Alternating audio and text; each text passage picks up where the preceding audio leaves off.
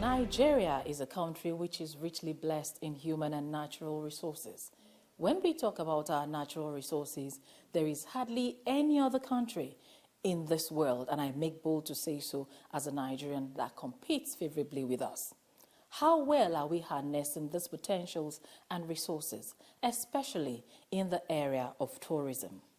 Well, that's what we're going to be talking about today as I welcome you to another beautiful time on Executive Discourse, coming to you on the network service of the NTA.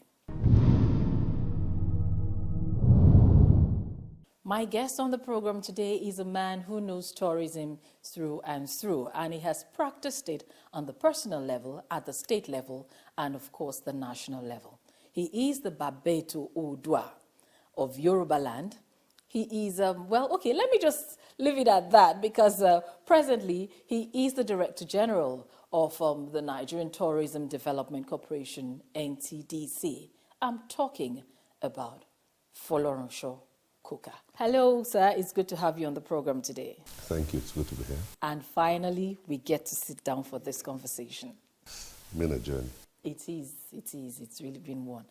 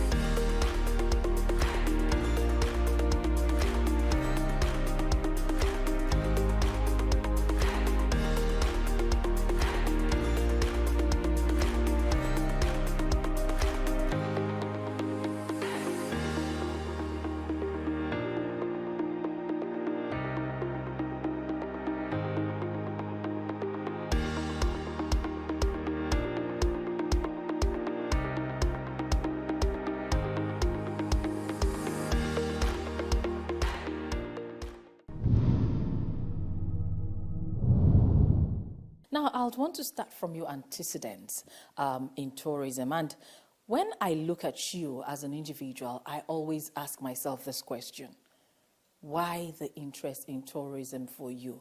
I mean, you were in charge of tourism in Lagos State at a particular point in time. Now at the national level, you're doing the same thing. So it obviously it's something you're passionate about. But how did you come about getting into this line of business? Interesting question. I think as a young man growing up in Lagos, hospitality and entertainment is about life in Lagos. From a very early age, we knew who was doing what in that space, in music, in film, in theater.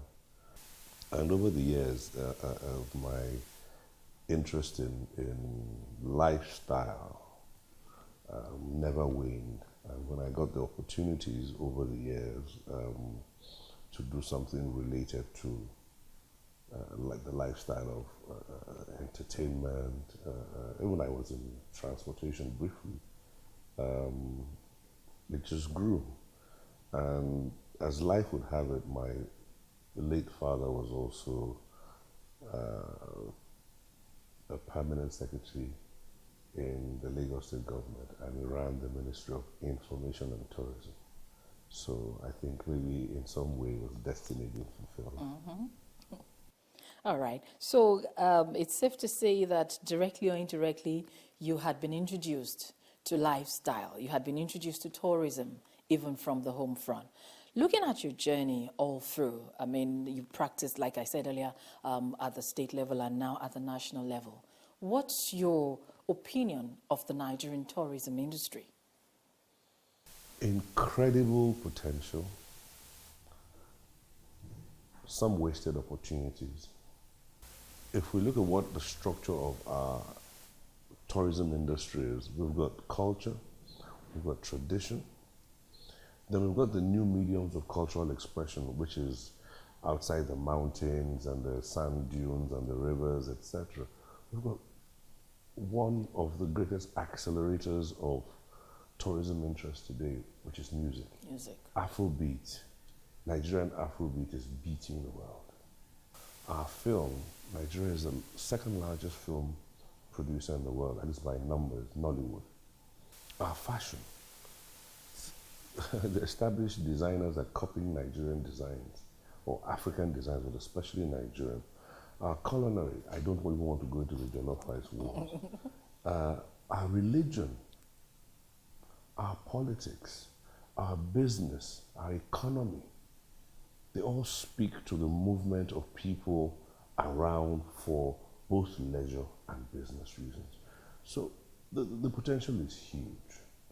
Why have we not reaped what we should have out of tourism? If you don't get the laws right, which is the legal framework that controls a business, it's difficult for you to even expect that business to succeed. Let me just give you an example with that. If they didn't change the communications law, there won't be any NTA. If they didn't change the banking law, there won't be any GTB or Zenith or Access or any of those banks. So in changing the tourism law, the framework is now set in terms of what you can do and what you cannot do, and it's 2023 compliance in terms of what's in it. If you look at the merging of the exchange rates, tourism investment in Nigeria is difficult because you have to bring it in at the CBN rate, and when you want to take your profits out, you're taking it out at the black market rate. Automatically, you design your failure into your business at the very beginning. So that again is a huge plus for tourism. I was complimenting the technology around me earlier on, and technology is the new tea in tourism. And the way, the soft power of Nigeria, especially on social media, that is the soft power of Nigeria. I mean, it's not only about fake news that everybody talks about with regards to the soft power of Nigeria, but something positive, like what does this thing do that is good for Nigeria? And I think in tourism, the benefit is immense. It could be a lot better if we were able to push it more. In the past, it's been tough, but I think in the future, it's going to work. Well, we're all hoping it will work in the future. But presently, as we speak, I look at Nigeria. Like I said in my introduction, Nigeria is richly blessed. And for one reason or the other, I've been opportune to visit some other countries where people go for tourism. I keep telling anyone that cares to listen, I mean, the one that reverberates most with me and really recently is Seychelles. I went to that country, and yes, I saw beauty. I saw natural resource. But I also know that Nigeria has a whole lot more than that. Yet, tourism is the mainstay of the Seychelles economy. So definitely Nigeria has the potential to reap a lot from tourism. There are challenges, like it or not. I mean, aside the act regulating the business, how do we begin to manage these challenges? Security, for one, is a major issue. Is it? Yes, it is. Nigeria is not the murder capital of the world. They kill more people in America a day than we kill in a month. Nigeria is not the rape capital of the world. There's a company south of Nigeria that is. Nigeria is not the 419 capital of the world. Okay, we have a couple of boys doing Yahoo in a computer, 452 a room, etc. There are places where they look like business centers, like call centers, where they are targeting people globally and defrauding them. But because we don't own any of the media channels of expression, of dissemination of information, we get to pay a price. No. There's no country that doesn't have a security problem. In some countries, they drive over people in broad daylight.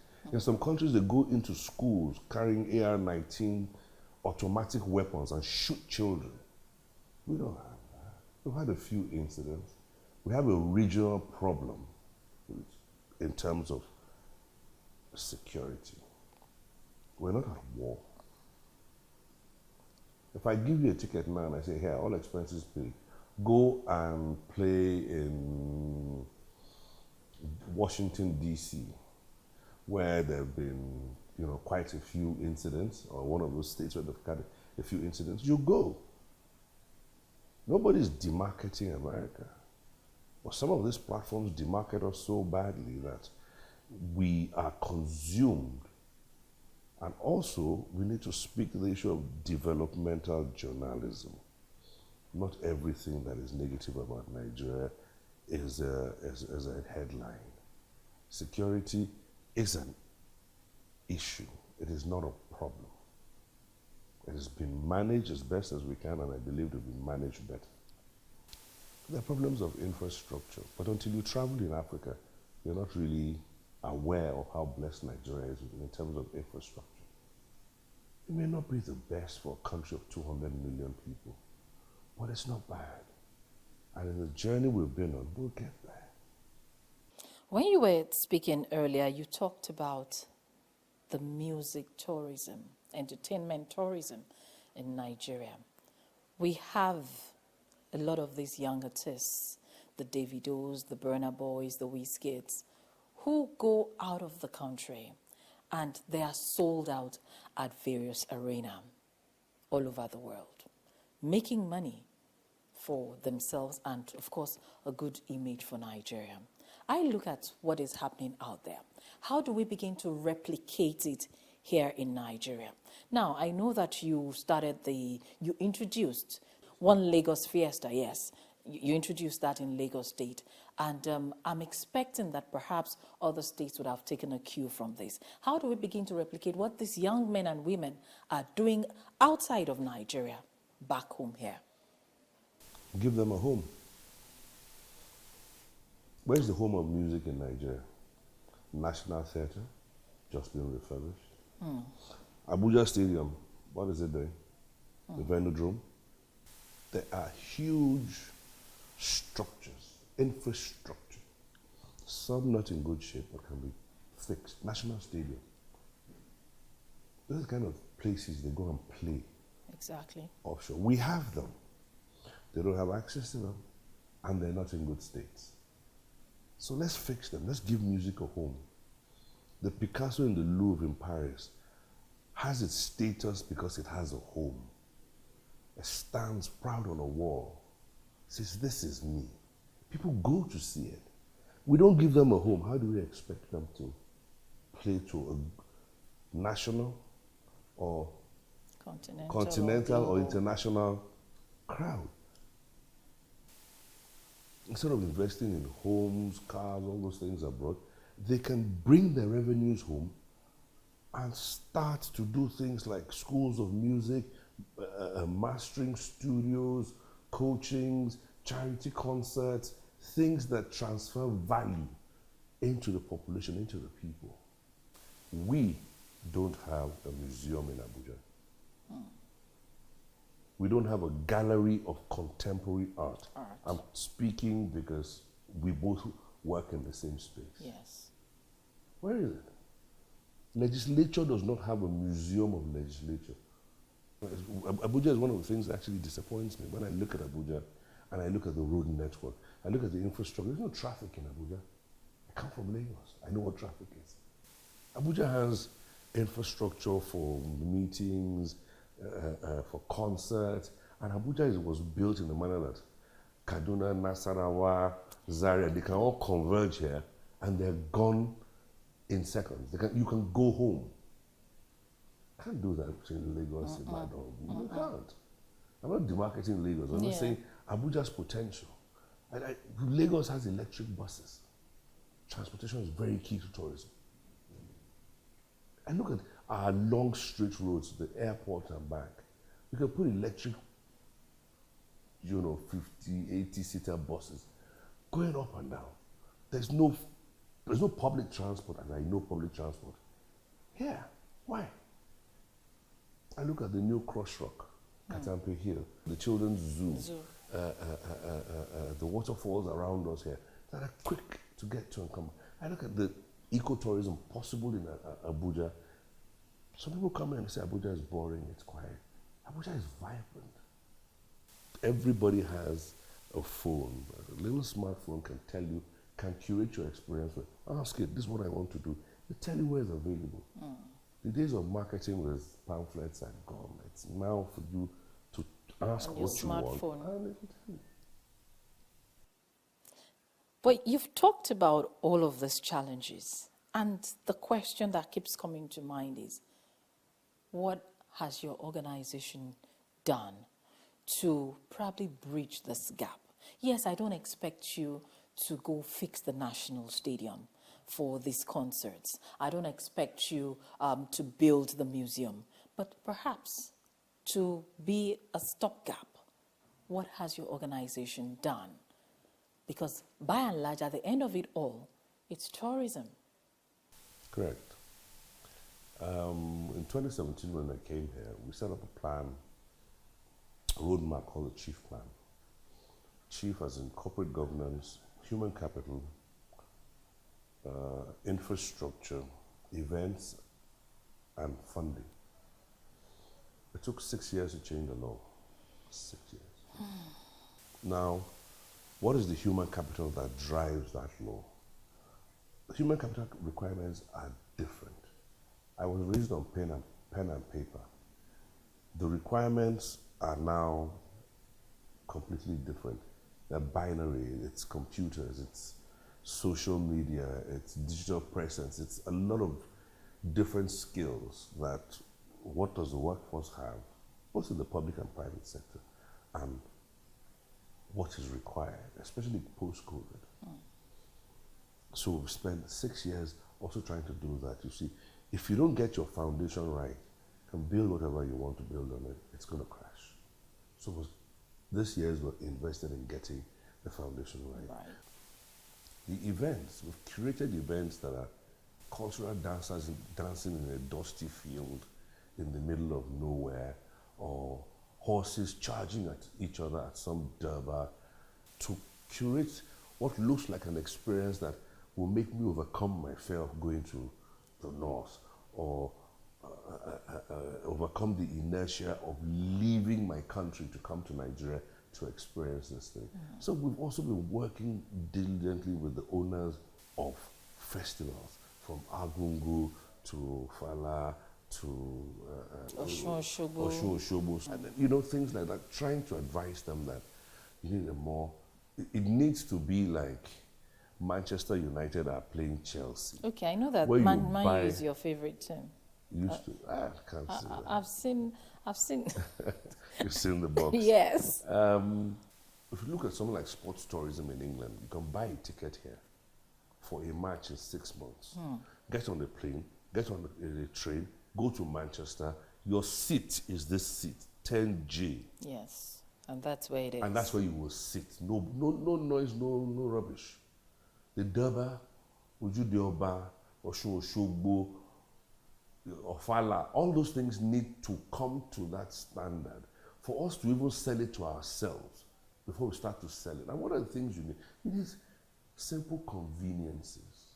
If you take any of the tens of tourism assets that are here in Abuja, which one of them has even a clean public toilet? To build a clean public toilet, it's a business. The person that builds it earns. The person that operates it, because it won't be for free, earns. The person that sponsors it, maybe puts a billboard around it or whatever, earns. The days of Nigerians going to some of those foreign favorable destinations, I tell them they're gone. If you own a safari, you're good at it in your country, come here, we have Yankari, let's do a joint venture. If you have an airline and you know how to fly, come here, let's do. There's no government that owns, maybe the Emiratis, there's no government that really owns their own airline. British Airways is not British. American Airlines is not American. South African Airways is definitely not South African. So what am I looking for a Nigerian carrier? Please, Air Peace, Ibom, Arik, Aero, come together, carry the flag of Nigeria. We support you. Let's start to even open the skies of Nigeria. Let airlines start to collaborate, create packages with hotels, or even just airline to airline, code share. Open the skies to fly to Tanzania. It was almost a day's trip. What's the 5-hour straight flight? How many flights are there Lagos, Abuja in a day? What is the cost of a 1-hour flight between Lagos and Abuja? What is the cost of a 1.5-hour flight between London and Paris? Even if I can't give you grants, let me give you tax breaks so you can grow. The aviation industry in Nigeria must grow. I think Ogun State has just opened a cargo port. A cargo port, yes. I think Ilorin has one. I think Jos has one. I think Kano has one. There's one in Bayelsa too. Bayelsa. Look at that route. So indeed, the potentials are huge for Nigeria. One more thing, funding. Tourism needs single-digit money, interest rate. Interest rates right now, commercially, you can't borrow money to invest in tourism. It needs to come down. The new law has a tourism development fund, which will be administered by a board that is separate from the board of NTA, and I hope that will be able to at least issue some little token grants. Having talked so much about, the potentials that we have, I'll still keep talking about tourism because you also reminded me about fashion. Nigerians are fashionable, both men and women, and somehow our fashion has transcended, even the continent of Africa to the rest of the world. Yet we do not seem to be doing enough in harnessing those potentials for tourism. I totally agree. If you look at the music, Afrobeat, Nigeria's music is the biggest in Africa. I would assume that Nigeria would have the largest awards ceremonies and music festivals in Africa. The whole of Africa comes to Nigeria. Like America goes to California, to Hollywood. France anchors Europe, etc., Yes. and in London as well, in fashion and film, the coloring, in all those things. I think we've had an alternative income in Nigeria. Oil, we just drill it, suck it up, pump it, collect the dollar. I think that has made us kind of complacent about the assets we have. Now where companies like Volvo are saying from 2025 they're not making cars with petrol engines anymore, we're waking up to the fact that something is finite about fossil fuels. We may still use it for a while, but something is happening. How many schools of music, fashion, film, the culinary do we have in both the public and the private sector? But this, I don't want to call them gen anything, but this curative youth have made a statement. It resonates with me. Fashion industry, I've been involved with Adire to some extent. Adire used to be one stiff, starchy thing. There's chiffon Adire, there's jersey Adire, Silk Adire. there's silk Adire, there's soft, cotton Adire, and so many more versions. There's bead. I mean, look at you. It's Ankara, but it's embroidered, it's beaded.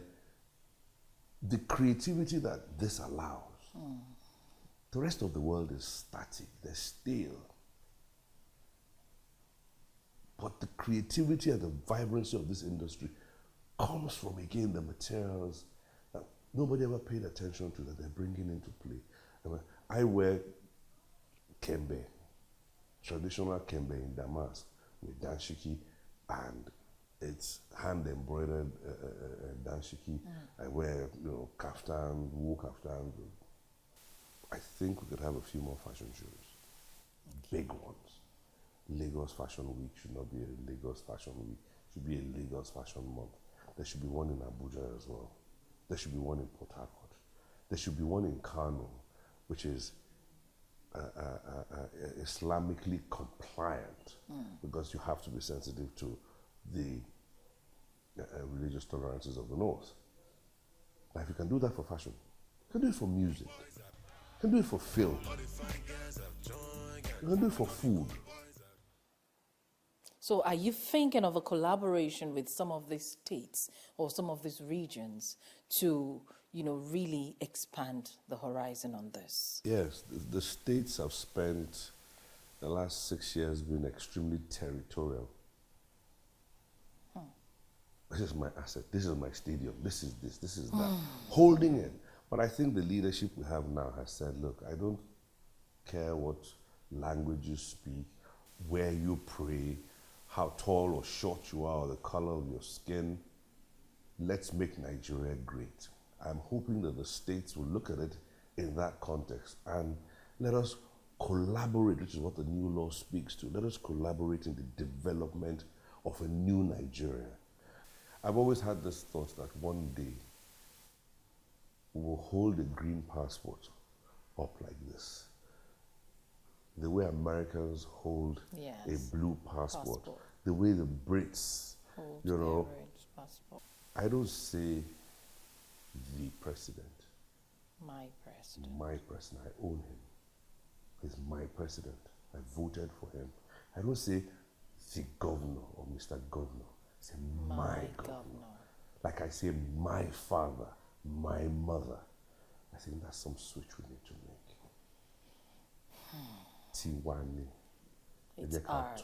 It's ours. Let's fix it. You mentioned hotels earlier, and they play a major role in tourism. Like it or not, people leave their homes. Definitely they need places to stay. Hotels have, at one point in time or the other, received a backlash, especially in terms of the security of their clients, their customers. The classification of hotels, the facilities that they have, all of these things come together to make what we have. Is the tourism industry in Nigeria, you being at the helm of affairs here, are you in any way involved, or do you have a say in the classification, the grouping of hotels or whatever, to ensure that, we have safe, secure and standard hotels in Nigeria?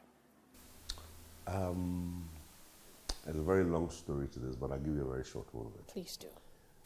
We got the new law. There's a Supreme Court judgment that interpreted the very limited mentioning of tourism in the Constitution of the Federal Republic of Nigeria. That Supreme Court judgment pretty much locked Nigerian tourism and NTDC in a box. So for years, we've had no revenue, no interference, no say in how hotels are graded. A hotel in Lagos and a hotel in the Outback are not the same hotel. A hotel that has a bucket and a cup in the bathroom is not a hotel with a rain shower. A hotel that has a pool, a spa, blah, blah, blah, is not a hotel that just has a guest house with just a car park. Yes. So the new law allows us, by collaboration, in the light of the pronouncements of the Constitution, which is almost silent on tourism traffic, allows us to say, Kwara State or your state, please come. We used to do this successfully before. You can't do it alone, or else there'll be 36 standards around the nation. Let's do this together. We had a revenue sharing formula then. Let's look at it. Let's put something together that allows you to have hotels that are 2-star, 3-star, whatever star, and they are internationally recognized, because it's only a federal body that does this grading. NTDC is not going to carry a stick chasing all hotels around. EFTAN, NTDC, the state government, must come together in the spirit of let us collaborate to make Nigeria a greater place in tourism, in hotels. Security is a general problem. Hotels have a lot of people coming and going. Therefore, that is a hotbed. It's like airports. Yes. Good enough you mentioned the airports, because I was forgetting that. Yes. I look at our airports in Nigeria, especially our international airports. I'm not supposed to know, but really my own take here, and having spoken to a lot of people, in fact, I still had a conversation with some people earlier today. Our airports don't seem to encourage the influx of tourists to Nigeria with the array of quote and unquote security checks. Several uniformed people from one organization or the other. You have the immigration, you have the customs, you have the NDLEA, you have a Port Health Authority, you have all sorts. How welcoming can this ever be for tourists?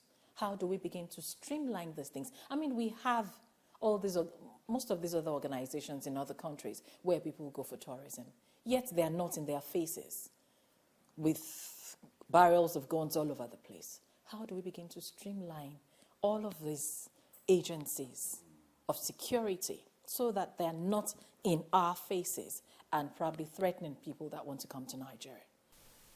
It's the new T in tourism, technology. Technology. Embrace it. There's nothing one person who looks at your passport, who scans your passport, cannot share with intelligent computers that belong to all the other agencies. And it's an issue. You just say, step aside. It's an over-bloated service. Do you know how many agencies are at the airport? I'm sorry, I totally agree with you. The international arrival experience is not one to speak about. It can be cleaned up. The touts, the parking, the logistics in terms of where do I park, how do I get to my vehicle, especially in Lagos. The flow of passengers. Actually, it begs a question. Does government need to own the airports? In most countries of the world, airports are in the hands of private entities. A kind of government name, they will have very stringent reporting structures. Gatwick Airport is run by a Nigerian. Yes, it's owned by a Nigerian. A Nigerian, yes. Nigerians are banned from the Seychelles. Very sad. I am so embarrassed. Yes. Why? One of the things was drugs. Drugs. Tell us the people who were carrying the drugs. I want names. Where were they coming from? What kind of drugs were they carrying? If they went through Nigeria airport, what airline were they flying on? I want to know. So that the people that allow them out of Nigeria with drugs, especially all these multiple security forces that are at the airport, let them explain to me how. I don't want to blame the government of Seychelles. I just said I'm embarrassed. Give me some data. Let me look at what it is. Let us take some decisions that prevents other island states from banning Nigerians from coming. Good Nigerians go there. Good Nigerians take money there. Exactly. They enjoy the economy. So what did we do to a country of 2 million to ban a country of 220 million? Let's dimension it and ask those questions and treat them. There are certainly several issues, that are limiting the progress of tourism in Nigeria. But we've talked so much about the NTDC Act. I'm sure that at this point our viewers would even be wondering, what exactly are they talking about? Can you shed light on the contents of this NTDC Act? The old law was like a 504 station wagon. The new law is Not like... even salon. No, station. The new law is like a 2022 Mercedes-Benz. So it's come up to speed. Okay. Now imagine operating under such an old law and the new law. What are the things in it? It's not carrying a big stick. It's carrying a handshake. It's saying, come, let's collaborate to do this. In the light of the silence on tourism traffic in the Constitution of the Federal Republic of Nigeria, which is overriding.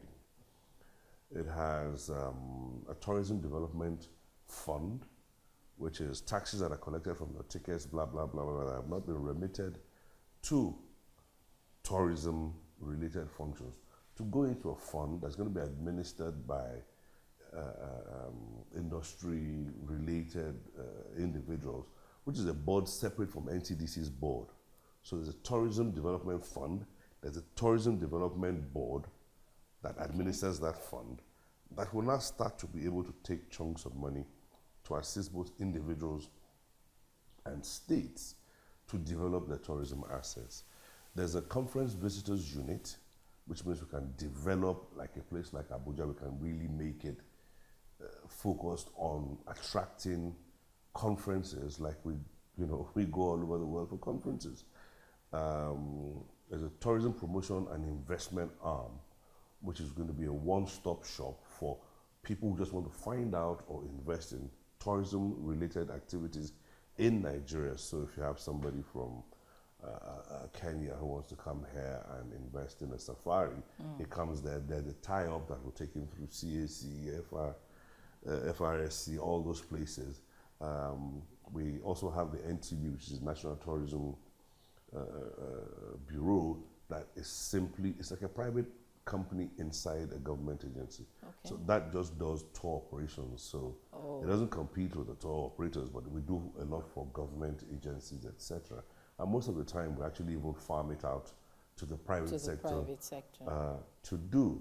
We also now have a say in what you brought in and what you're taking back, to see that the revenues are balanced, and just adjusting a lot of old things, old ways. I'll put it this way. This new law is like analog telephones to GSM. GSM. If you compare the old law and this one, GSM is not the best thing. There's still other things that we have had beyond, text messages and voice call. We have WhatsApp, we have data. We're still getting, deeply into that. But for now, the old law was 090, this is 0803. This is 0803. Wow. Well, the program is still Executive Discourse, coming to you on the network service of the NTA, and I have been spending this time with a man that's popularly called Foli, talking about Folorunsho cooker. We'll take a break. The program will be right back after this time. Don't go away. 24 hours a day, 7 days a week. You can watch NTA International.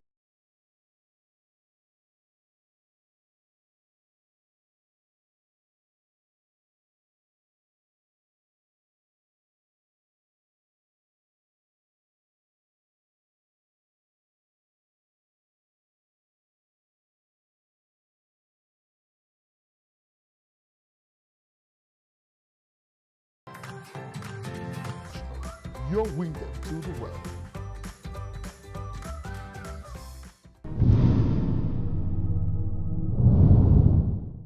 Glad to know you're still with us. The program is still Executive Discourse. And don't forget, you can actually watch this program on the go on visiontv.co.uk. My guest is still Foli Cooker, more like as people, would love to refer to him.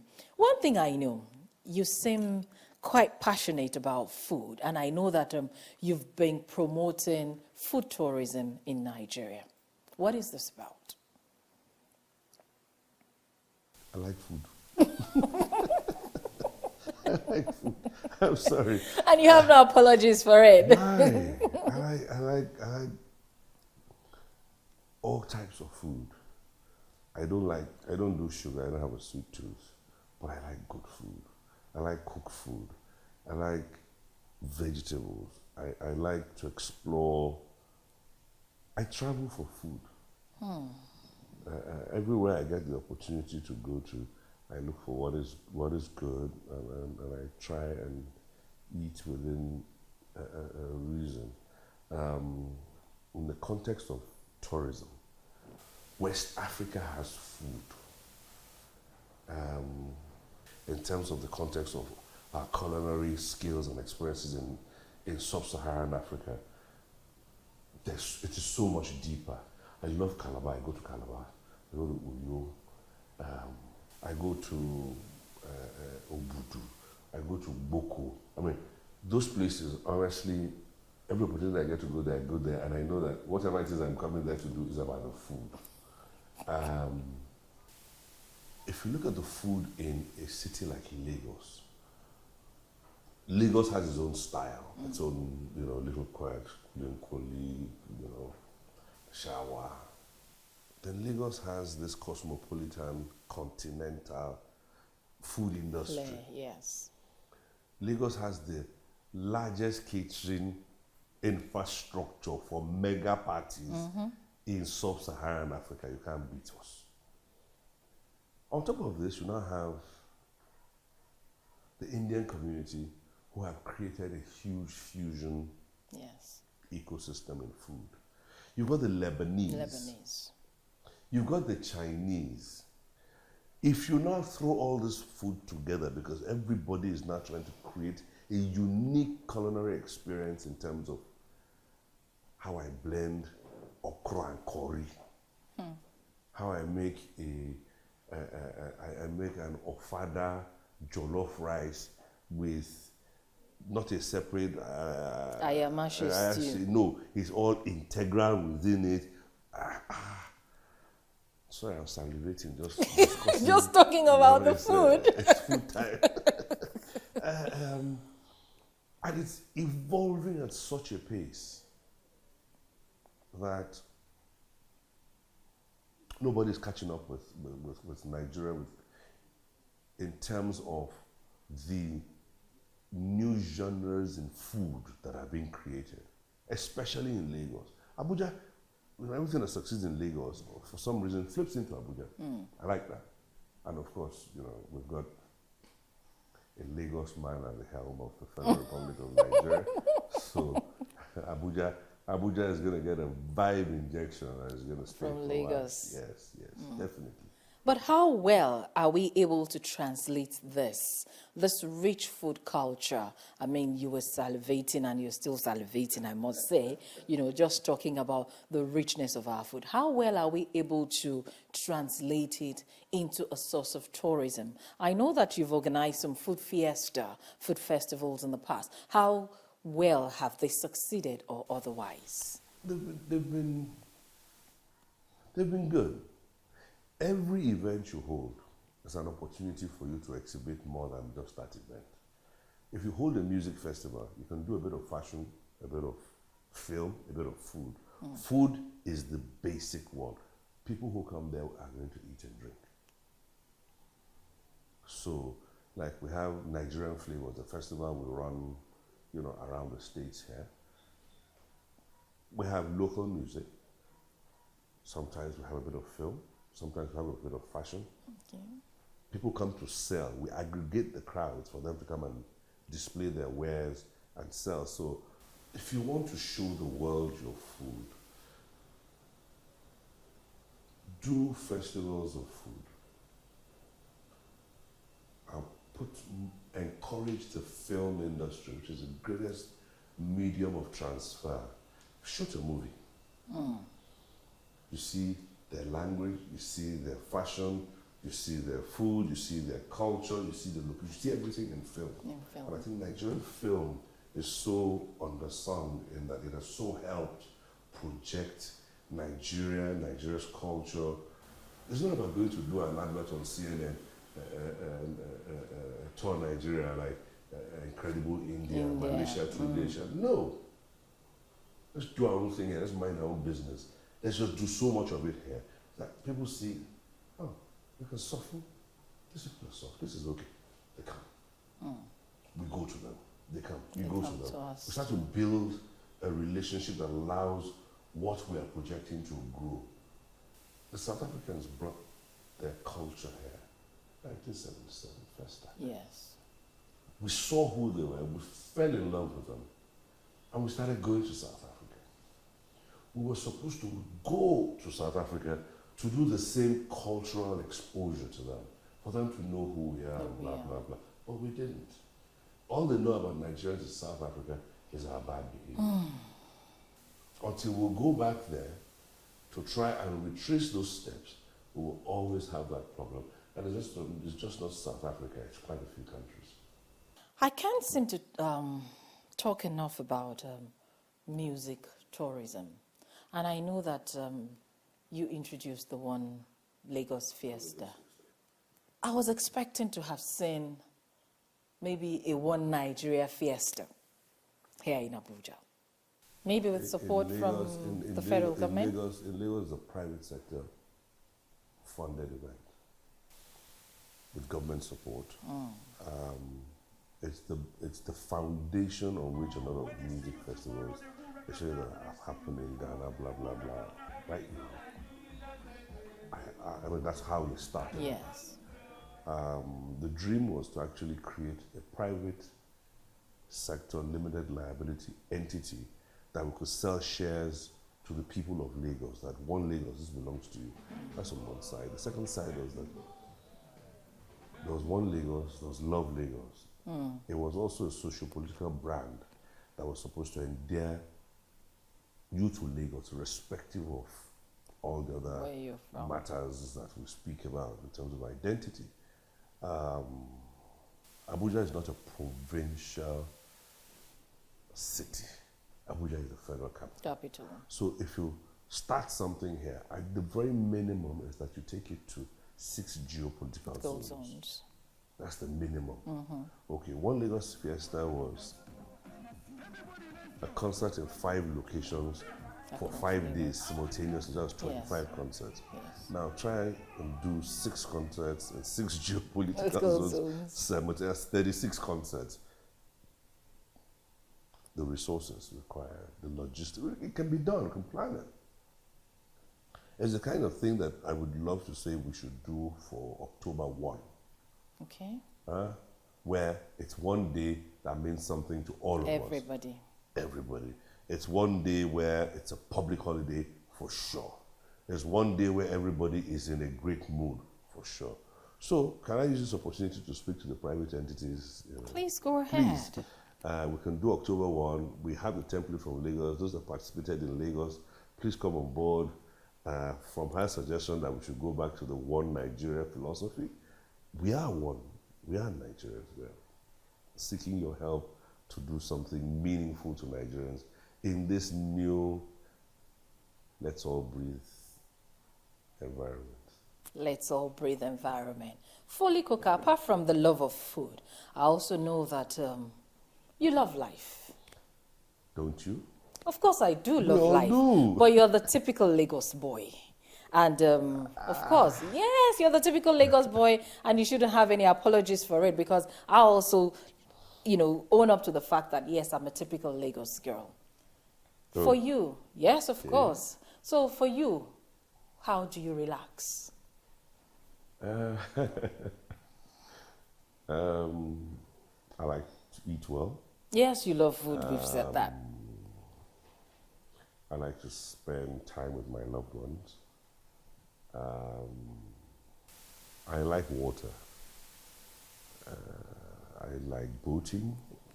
I have a beach house in Elasha that I go to. I belong to a few social clubs, mainly water related. Lagos Motorboat Club, Jet Ski Club. I have a group of friends call ourselves the Browns Table. It's usually about food and drink. It's a brown table surrounded. I have a few close friends who I spend time with, and I enjoy the time I spend with them. I look forward to the time I spend with them. Life for me has become meaningful friendships, and that, I think, in the company of meaningful friends, I do relax, I enjoy. What determines your fashion sense? I mean, yes, we've talked about you wearing Kembe and co, and you wearing your uniform right now, but what determines your fashion sense? Mood. Just my mood. I could have had this interview in Kembe and Danshiki. But you wanted to be the police officer today. No, this was just the work mood before this interview and going to continue after this interview. So most of the time, comfortable shoes, black trousers, easy iron, short sleeve shirt. I can go anywhere. If I need to up it up, I put a tie and I put a jacket on it. I like kaftans, long kaftans with trousers. I at times wear agbada. My piece is my kembe and danshiki in damask. Yes. I'm a Yoruba man, and as unapologetic as you are about it, so am I, and I expect everybody to anchor their cultural identity. If you're from the north, wear what makes you happy. South, be calm with it, but let me rep my region. You're repping, yes. I must ask you this question before we go away. I mean, your father, your late father, God rest his soul, the Babeto of Lagos. I mean, he must have had a lot of influence and impact on you growing up. What was life like as a child? Quiet. My father was a gentleman that lived a very beautiful life. It was a life for you to just, at least for me, to just admire, observe, and learn from. It wasn't a life that I would go and shake him in. Just one for me to observe. My mother, still alive, a beautiful soul. Iyati Orojuri, a mother who never worried or cared about anything apart from making sure that her kids were okay. Great woman. I saw her yesterday. Okay, we're getting sentimental there.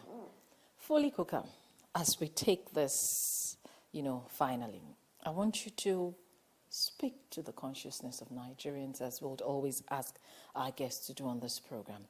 Basically, we're talking about how we can improve our tourism potentials, harness them, own them as individuals and as Nigerians. Speak to the consciousness of Nigerians. Nigeria is your cheapest holiday. You don't need a visa to go anywhere in this country. You don't need to buy dollars to go anywhere in this country. You don't need to roam your phone. No matter what happens tonight to you in Nigeria, you're still in some degree of comfort and control compared to some of the places that you like to go to. The Italians built Louis Vuitton while building their beautiful resorts. Do you know how they did? They spent their money there. So did the French. So did the Germans. So did the Americans. Let's build Nigeria. Let's spend our money here. I'm not saying don't travel, but look at the value for money. The more you spend here, the more of a foundation you are creating for the future of your unborn great-grandchildren. That transfer is what I ask you to look at the possibility of indulging in and building a greater Nigeria, at least within the tourism ecosystem. Thank you very much. Thank you so much, Mr. Folorunsho Kuka, for having been a part of this program today. Thank you. Nigeria is ours. No other person can build this country for us. It is important for us to own our own, either in the area of food, in the area of fashion, entertainment, anything, our cultures and traditions, because we really have very rich ones here. And nobody can promote them but you and I. Let's always have this at the back of our minds in any and everything we do and wherever it is we find ourselves. Because I believe Nigeria is a great country. If indeed you've had a good time with us this week on Executive Discourse, why don't you join us again same time next week on the network service of the NTA. You never can tell who my next trailblazer will be. Till then, represent Nigeria, and positively too. Bye for now.